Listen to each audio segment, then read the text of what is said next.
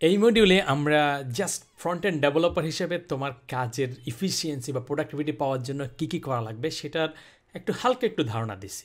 কিন্তু তুমি কাজ করতে করতে গেলে এরকম আরও অনেক জিনিস তুমি দেখতে পাবা বা শিখতে পারবা, বা কোনো একটা ব্লগ যখন পড়বা, ওই যে জাভাস্ক্রিপ্ট উইকলির কথা বলছি, সেখান থেকে তুমি এই জিনিসগুলো সম্পর্কে জানতে পারবা। তখন সেই জিনিসগুলো তোমার বিভিন্ন টুলস, টেকনিক্স বা ভিডিও দেখে যেটা যেটা জানবা, সেই জিনিসগুলো প্র্যাকটিস করবা। এই প্রোডাক্টিভিটি বা ইফিসিয়েন্সি ডেভেলপার হিসাবে বা কনফিডেন্স পাওয়ার জন্য এটা হচ্ছে একটা লাইফ স্টাইলের বিষয়।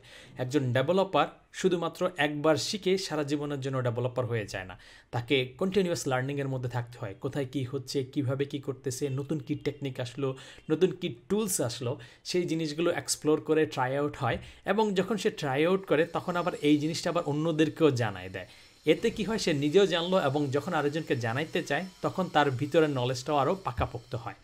সো আপাতত তোমাকে যে কটা জিনিস দিলাম, টাইপিং স্পিডটা অনেক অনেক বেশি জরুরি এবং স্ট্যাক ওভার ফ্লো তোমার অনেক কাজে লাগবে। ভিজুয়াল স্টুডিও কোডের এক্সটেনশন বা এই শর্টকাট কি, এগুলো তোমার অনেক বেশি কাজে লাগবে। করতে থাকো, দেখতে থাকো। মাঝে মধ্যে আমি গুগলেও সার্চ দিই, যেটা হচ্ছে যে ধরো ভিজুয়াল স্টুডিও কোড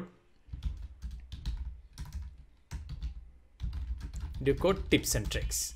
এই টিপস অ্যান্ড ট্রিক্স হলে তুমি কয়েকটা সাইটে চলে যাবা, এর মধ্যে কিছু ভিডিও আছে, এই ভিডিওগুলো দেখো। এবং একটা গিটহাব রিপোজিটরি আছে, সম্ভবত এইটাই। তুমি যদি হচ্ছে এই গিটহাব রিপোজিটরিটাই ওপেন করো, সেই জিনিসগুলো পড়ে ফেলো, তাহলে তুমি এই ভিজুয়াল স্টুডিও কোডের মাস্টার হয়ে যাবা। কারণ তোমার প্রোডাক্টিভিটি, তোমার কাজ বা তোমার ইফিসিয়েন্সি ডিপেন্ড করবে তুমি কত ইন্টারেস্টিংভাবে বা কত কুইকলি, ইফিসিয়েন্টলি জিনিসগুলো খুঁজে বের করে ফেলতে পারো। তো এই ভিজুয়াল স্টুডিও কোডের টিপস অ্যান্ড ট্রিক্সের এই যে গিটহাবটা আছে, এটা মোটামুটি তুমি দেখে ফেলো, দেখবে অনেক স্টাইল অনেক কিছু করতে পারো। দু একটা যদি কাজ না করে ওটাকে অফ করে দিলা, কিন্তু প্র্যাকটিসের মধ্যে থাকলা, তাইলে তোমার কনফিডেন্স সব কিছু হায়ার লেভেলে চলে যাবে। সো এই মডিউল আপাতত এখানেই থাকলো। মাঝে মধ্যে যদি কখনো দরকার হয় বা কেউ যদি রিকমেন্ড করে, এই মডিউলে আমরা ভিডিও নতুন অ্যাড করে রেকর্ড করে আবার আপ করে দিব। আপাতত এগুলোই থাকলো, দেখা হবে নেক্সট মডিউলে।